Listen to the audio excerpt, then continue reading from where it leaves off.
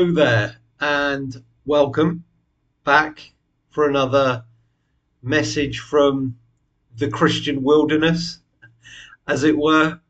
My name's Zach Leon. If you've ever been thrown out of church, keep watching. I think you might find this interesting. So, last week I was talking about our differences in doctrines and theologies in Christianity, and whether or not we need to make that a cause to divide, a cause for being divisive, basically, to split on. Is that the way that we should be doing things? Considering that the Bible is such a difficult book and there's so many different views, how can we walk into a church and expect everyone to have the same viewpoints? It's just not possible, is it? As I mentioned last week, I don't think I've ever met anyone who has all the same views as me. And I've heard many people say the same thing. So it's going to be difficult to go to a church and agree with everyone. And this is the thing about Christians, about the majority of Christians. I think there's so many people who go to church every Sunday who are not that wrapped up in uh, even talking about different doctrines and viewpoints and end times theories and what's going to happen in the future, what happened in the past. They simply want to go to church and, you know, give and get some edification and receive and give the fruits of the spirit, like I talked about last week. You know, just experience some of that spirit, the meekness, the humility, the gentleness, the caring, the love. So my question today really is,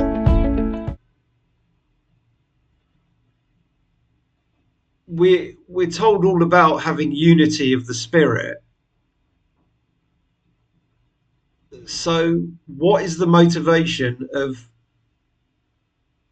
authority figures and church leadership in churches today with regards how they approach and react to different views from people in their churches? Are we aiming for, and I would ask the pastors, are you aiming for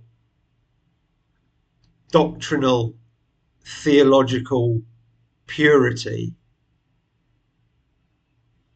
Which, as I mentioned, it's got to be very, very hard to come by that with people coming in and out of church all the time.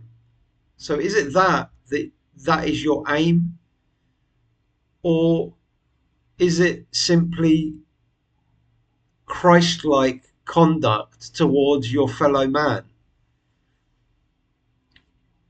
Graciousness, kindness, peace.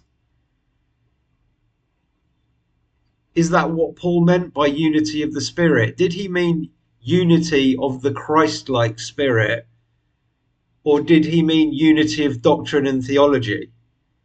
I'm going to argue for the former there. I think that we're supposed to have unity of the fruits of the Spirit, not so much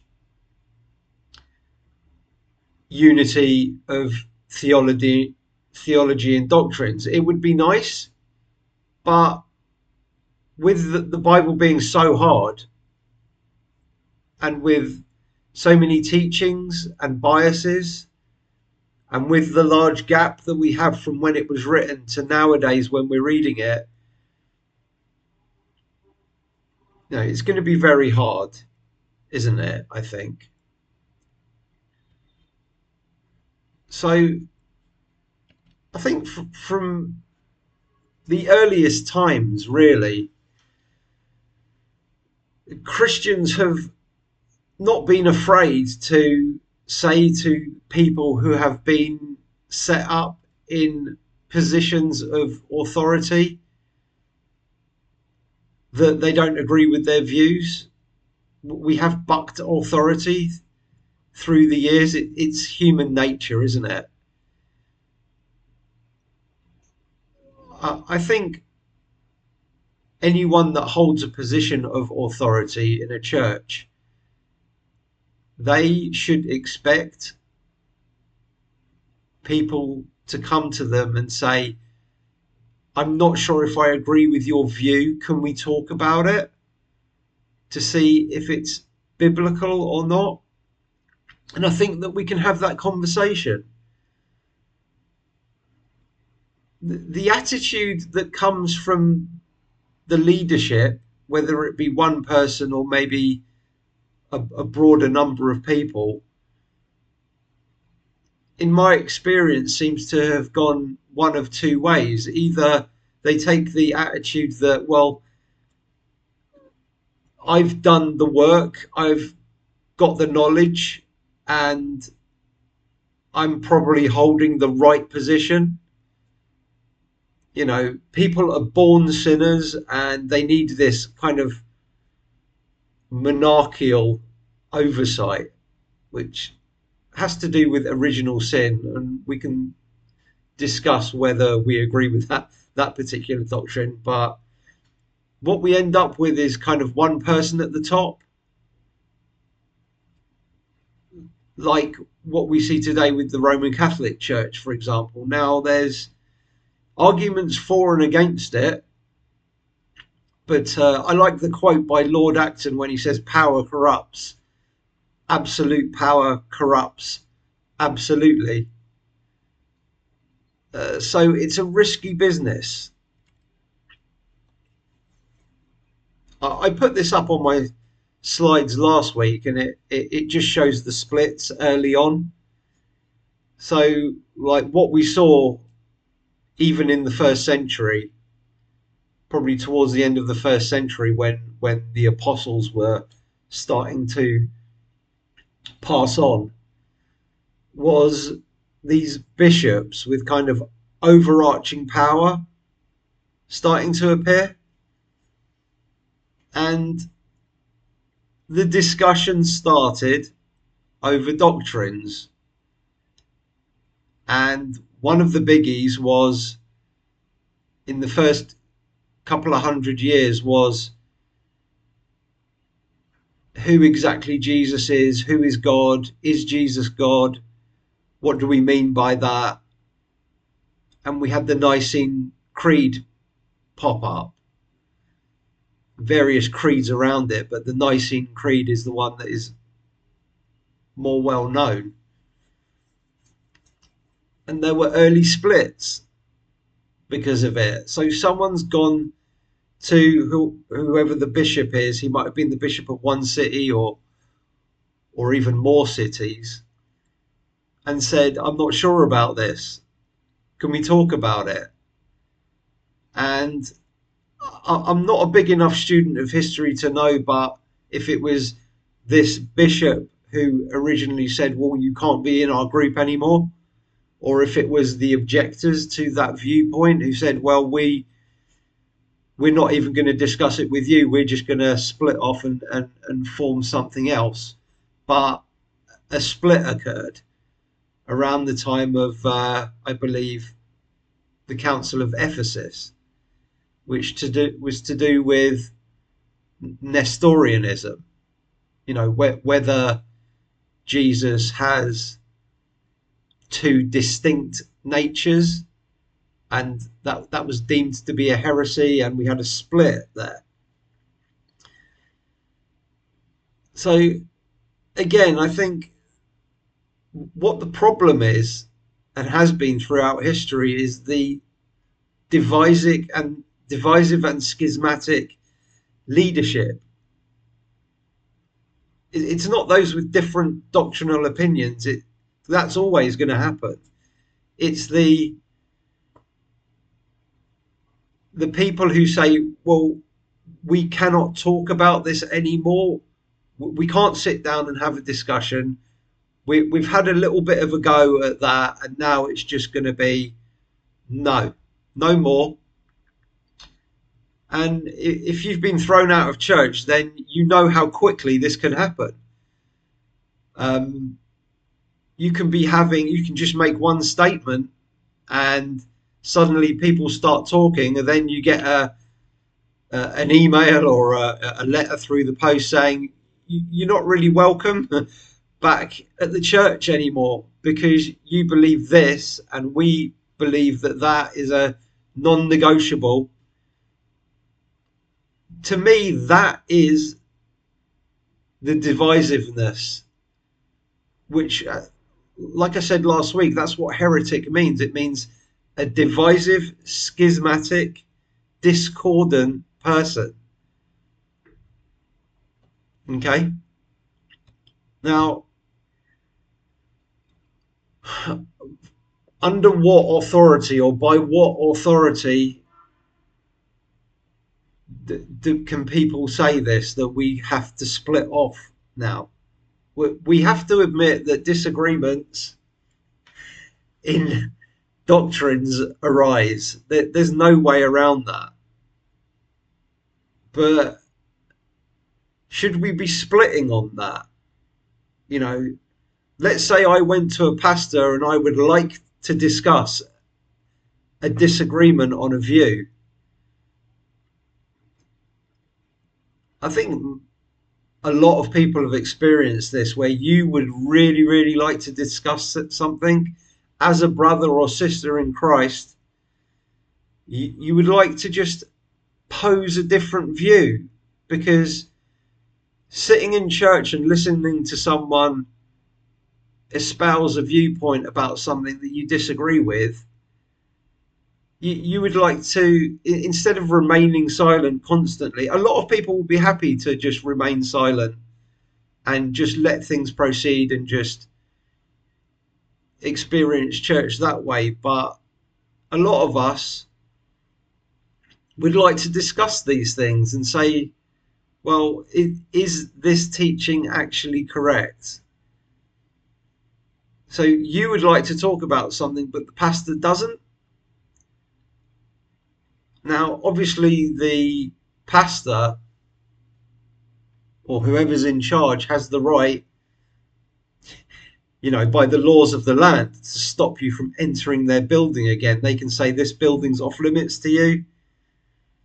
If you come back, then we're going to call the police.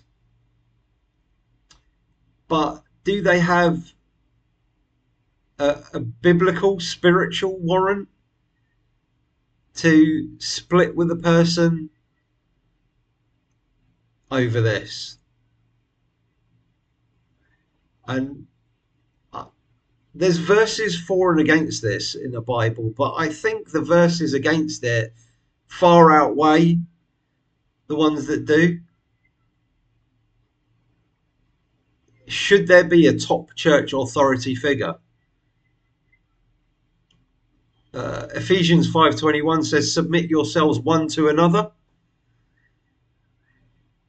in the fear of the Lord. So it seems to be a democratic vibe there from Paul. 1 Peter 5:3, do not lord it over God's heritage, but be an example to the flock. So here's Ephesians 4 that I quoted in my title. I, therefore, a prisoner for the Lord, Paul speaking, urge you to walk in a manner worthy of the calling to which you have been called, with all humility, gentleness, patience, bearing with one another in love, eager to maintain the unity of the Spirit in the bond of peace. So I acknowledge that later in the passage, Paul talks about not being thrown around by every wind of doctrine. He talks about of the other Gentiles. But the call here is to speak the truth in love and to be eager to have peace and to bear one another, which I think means I come to you with something that you don't agree with. Can you bear with me while we go through it? Can you bear with me in love and respect and patience and humility? You know, humility is massive in this.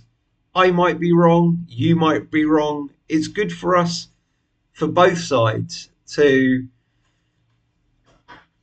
just keep that in mind, that we might be wrong. So, are we to be aware of doctrines that might be wrong? Yeah.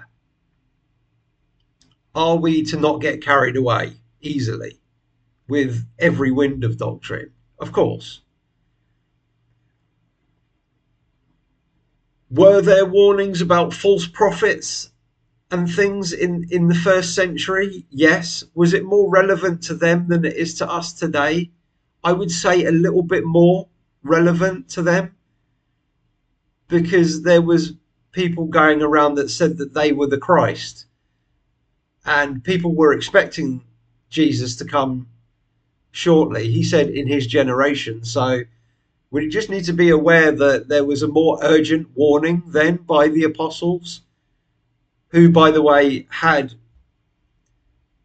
a divine right, shall we say, to give warnings, knowing that they were not wrong. They were empowered by the Holy Spirit supernaturally in ways that we aren't today.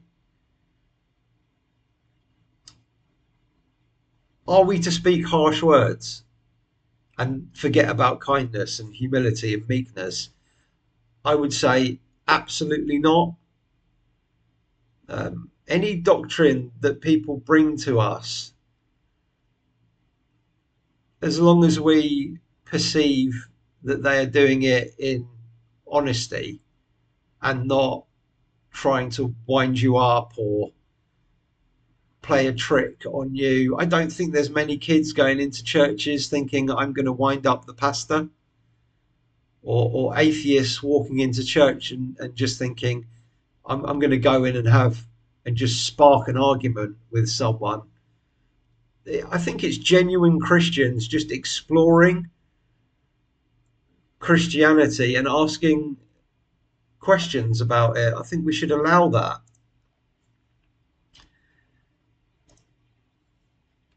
Matthew 20. But Jesus called them to him and said, "You know that the rulers of the Gentiles lord it over them, and their great ones exercise authority over them. It shall not be so among you. But whoever would be called amongst you must be your servant. Whoever called great among you must be your servant, and whoever would be first among you must be your slave, even as the Son of Man came not to be served, but to serve and to give his life a ransom." Again, arguing strongly against exercising authority over the flock there. Now, I agree that we need decision makers in church. That's fine. Otherwise, nothing would ever get done. But I think there's ways that we can do it and ways that maybe we shouldn't do it. So this, I think, is our choice. Do we have a very top down, one person at the top authority figure, or do we go with a more kind of group decision making process? The first option might ensure doctrinal purity, some pastors may argue, But again, where's the humility there? You might be wrong. It might just be ensuring doctrinal error for all you know. So there's an all or nothing thing there that all depends on one person. It can also develop into a bit of a personality cult where people are a little bit scared to disagree with the top dog, and they'll kind of circle the wagons and start treating the pastor as the thing that needs to be defended rather than even the doctrines. But I would argue that the thing to be defended is Christ-like behavior, um, the true fruit of the Spirit. That is what needs to be protected in the Christian world today and the world at large. So in a group setting, I think you've got a lot more checks and balances going on. You can have a group that is led by the fruits of the Spirit, patience, kindness, generosity, graciousness. And I acknowledge that decisions can take a little bit longer to be made, but I think the wait would be worth it. I believe this is called a kind of collegiate system. You know, a group of elders don't have to be old people, but older people usually have a bit more experience in life. They're a bit more patient, possibly. I think that might be the way to go. Have a discussion about it with more than just one person being involved. Paul said in Romans, for those who God foreknew, he also predestined to be conformed to the image of his son, that he might be the firstborn among many brothers and sisters. So, what is the goal of Christianity? To be conformed to the way that Jesus was, the way he treated people. And I think we can all agree that he treated people in a loving way, in a kind way. And again, people might bring up, oh, well, he called out the Pharisees and he upturned tables. As I said last week, I believe he had a right to do so, a special right to do that. And he was calling out very, very poor conduct with people. So I believe that we can be Christ-like anywhere at any time. It doesn't have to be in church, and I believe that's the way that we should be looking to be. It's not something specific to a weekly church meeting. It should be part of our lives every second of every day. Now, sometimes church buildings have amplification and the raising of a preacher to in their church setting. You know, the preacher will get up on a stage at a higher level and he will use a microphone, he or she, and I think that sets the stage really of this kind of hierarchy that church buildings seem to want to set up. Has that got more to do with ego than with being Christ-like? You know, in the Bible, people got up and preached in front of thousands of people. You know, 2,000 years ago when there was no microphones or amplification. Okay, they may have had to have had the right kind of acoustic setting, but I'm not sure if it's necessary to raise up a pastor on a higher level. I personally like pastors who will just sit down there and talk to you without a microphone.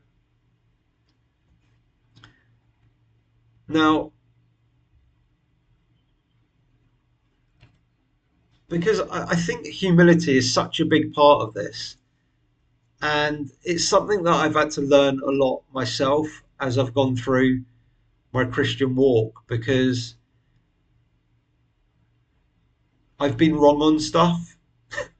And honestly, going back and looking at my conversations with people has been a bit cringeworthy, to say the least. And if there's anyone out there who I've spoken harshly with, I absolutely apologize for that, because that's not the fruit of the spirit, is being harsh and unfriendly towards those who disagree with your view. Humility fosters discussion, which, for those of us who are interested in discussing, we need to keep that at the forefront. Humility admits that we can be wrong, and therefore we're not so dogmatic, are we, if we're humble? I'm not calling for us to ignore doctrinal discussion, but we do need to stop dividing on it, guys. We should be able to go into a synagogue, we should be able to go to a Muslim, a Buddhist, and have open minded discussions with them and respect their point of view without having to agree with it, but just point out your side of the story without insult. Most Christians would agree, well, evangelizing the lost is part of our job as Christians. So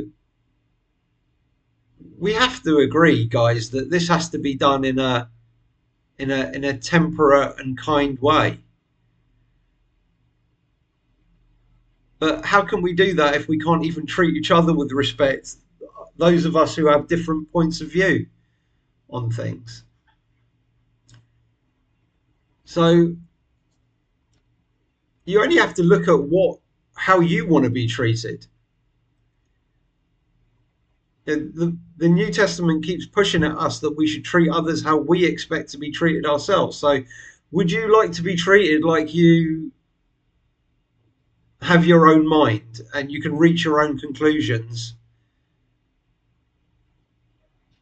yourself? Or do you want to be treated like there's just one guy at the top, one human person these days at the top, and your opinions don't really count for much? Because if you want to be treated that way, then there's the Roman Catholic Church is there for you, with one person at the top deciding all doctrinal issues.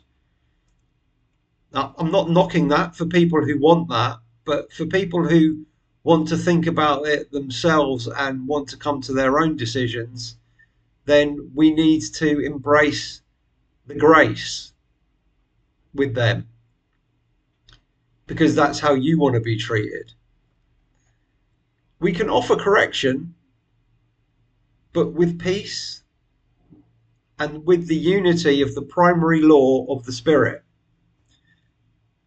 Unity of spirit does not equal everyone thinking the same thing about the Bible.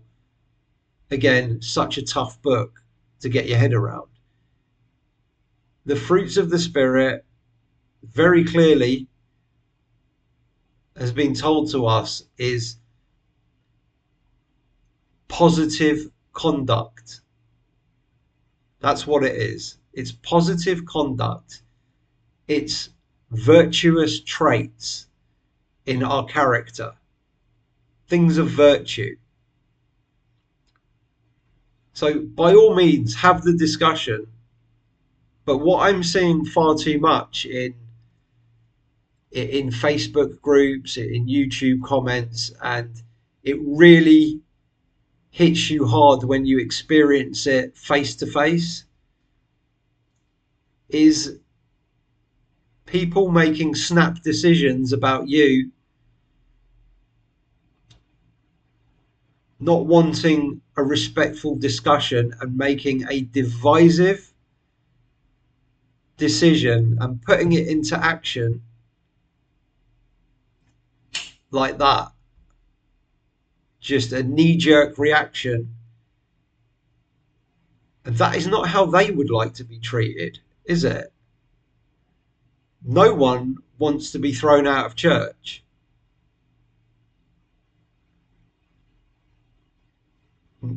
No one does. So my call is for the discussion to be had with mutual respect and bearing with one another in that discussion without having the schism. You know, schisms, in my opinion, come through creeds, because you have this creed according to viewpoints, and creeds transform themselves into statements of faith that various groups cling to, and that simply results in exclusivity and dogma within church buildings. Now, I was recently involved in a church that was non-denominational. There was no statement of faith on their website. And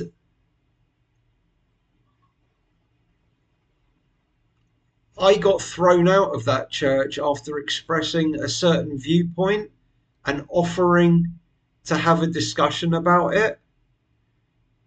You know, I offered to speak to people on digitally online, which a couple did approach me, but then it tailed off because the pastor had a word. And I was unceremoniously booted in public from the church on the church's online platform in public without the church even having a statement of faith.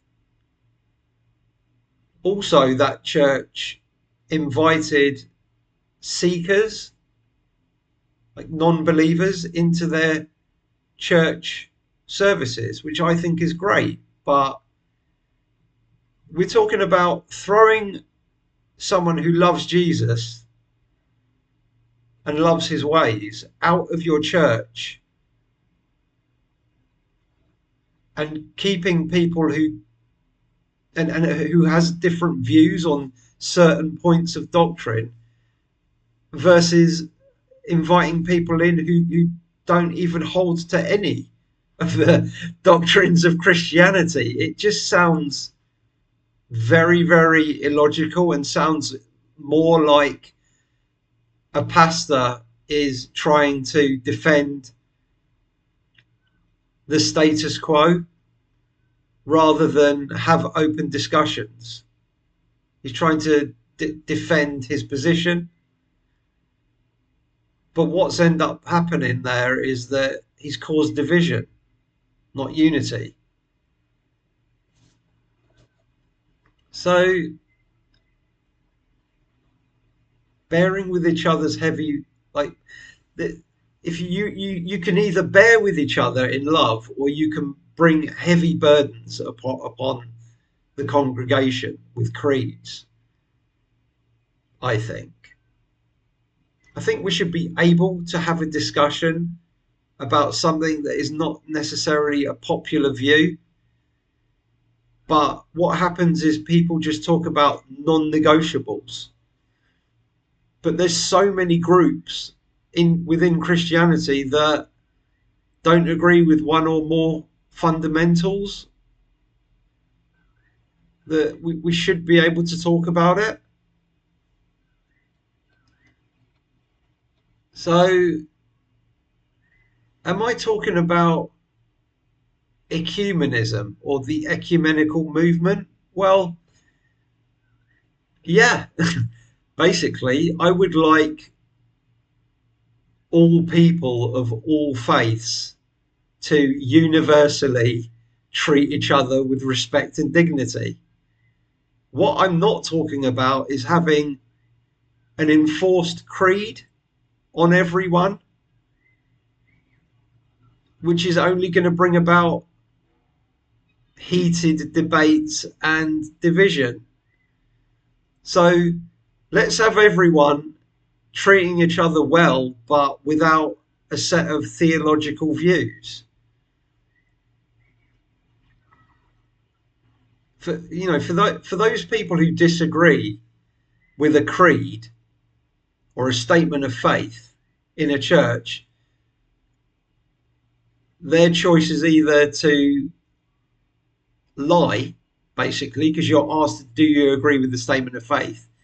So you can either say yes and lie, which I don't think anyone wants to do, or they just obey that creed and just say, well, I have to go then, don't I? So it's almost like a statement of faith is forcing division or dishonesty. Now, is it creedal to say that we should not really have any creeds? You know, is non-creedalism a creed? Maybe. Okay, I have a creed and there's only one doctrine.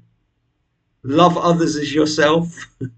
That's my only doctrine. Does anyone disagree with that doctrine? No. Right. Well, you can be in my club.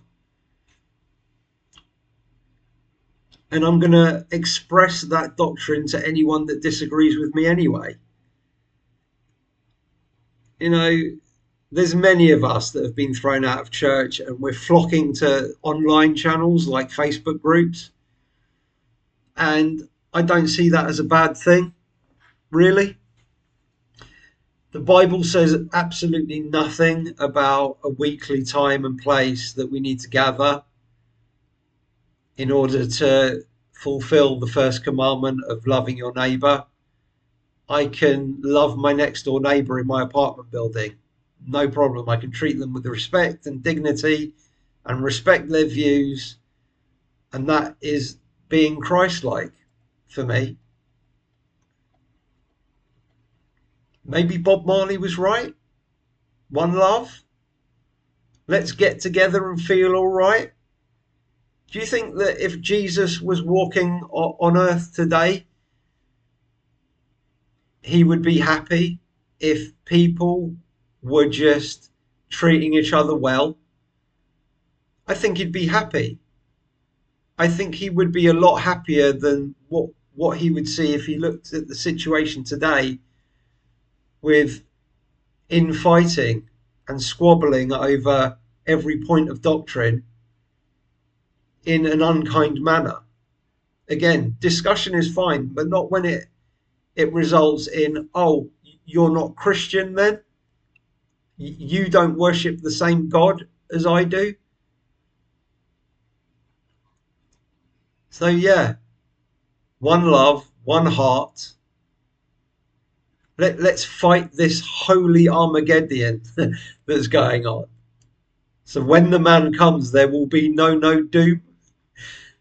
There's all these doomsayers. You're going to hell.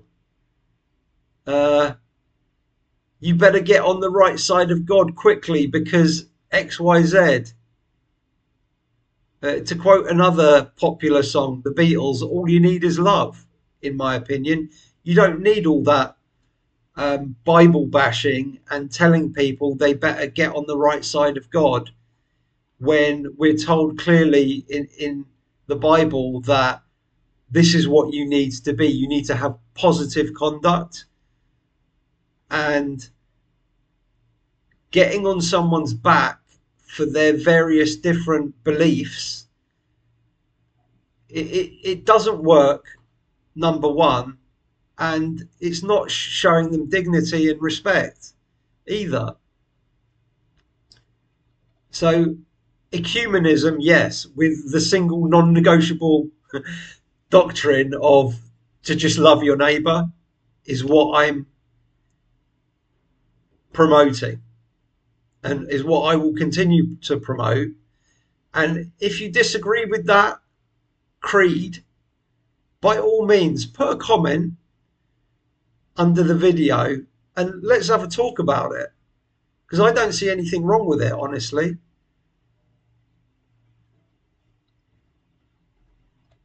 One of the big blockers with this view of, okay, just love your neighbor and let's all get together under one banner of love. You know, people of all religions and creeds and denominations, let's just get together under that banner. One of the big blockers is various futurist views of prophecy and what they think is coming in the future. And I've even seen preterists, people who believe all prophecy is fulfilled. Also, this can be baggage from your previous life as maybe a dispensational or something like that. And it's this conspiracy theory of, you know, a one world government, a one world religion, one world currency, the new world order, and all of this. Now, I'm not saying that conspiracies are not out there, but I am saying that we're in a lot better place than we were 2,000 years ago. 2,000 years ago, if you were the top dog in a kingdom, you didn't have to invent various schemes in order to control your people. You just kill anyone who didn't agree with you, right? You can't do that these days.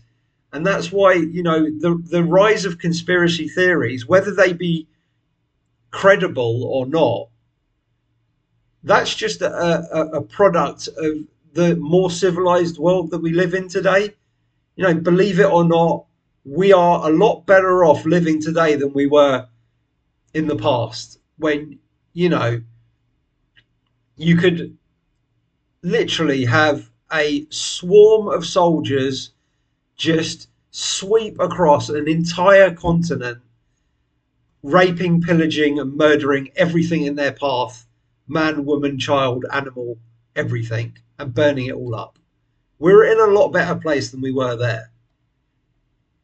So I'm not calling for a one world religion per se, with a set of rules and a creed, unless you call one love, love your neighbor, a creed, in which case I am proposing a one world religion of just love your neighbor.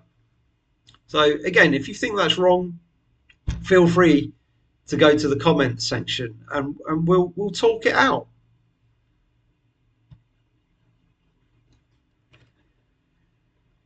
There has been progress. You know, in times past, Protestant and Catholics were warring against each other overtly over doctrines. These days, someone like Pope Francis can say all Christians are disciples of Christ. You know, they're all brothers. And he's specifically talking about Protestants and Catholics. And a wiki quote I stumbled across was, in the spirit of Vatican II, the Catholic Church has embraced a more open approach to Christian unity to both Protestants and Eastern Orthodoxy. Nevertheless, many Americanized remnants of Anglo-American style denominations of Protestantism remain deeply distrustful of the Catholic Church. And it says ecumenism with these sects appears unlikely. And I think that's going back to what I mentioned a minute ago about various end times views and futurism in general. There's a lot of groups who view the modern Catholic Church as, like the beast of Revelation or the harlot or some kind of combination of the two. And that's been a stumbling block, I think, and will continue to be. I'll tell you my views of end times prophecy in a future episode, but I think it's causing a bit of damage in the world, various end times views when it doesn't need to. So I'm going to wrap up now and just say that I would really, really like to get beyond the dogma, get beyond the dogmatic approach of many, many people, both online, in person, the whole caboodle. Can we get past damning people and condemning them and using harsh and hurtful terms for people who disagree on a view, even a view that you may think is fundamental to Christianity? Let's try and walk towards the light of love and respect and dignity and peacefulness and patience, and find a common ground, not just with other Christians who don't agree with our view, but with all people. I think if we can stop damning people who hold different views, that is an absolutely crucial first step to where we need to go. And this evolution of Christ-like faithfulness needs to gather steam and kind of exponentially, because I don't think there's enough people talking about it. And for those people that are talking about it, thank you. And thank you for your inspiration, because we need this to be a movement now, and show people the light that Jesus brought into the world. He's the most famous person that ever walked the earth, and he's left an impression, but people are focusing on the wrong things to do with what is documented in the Bible without taking a good look at Jesus's opinions on positive conduct. So that's all from me today.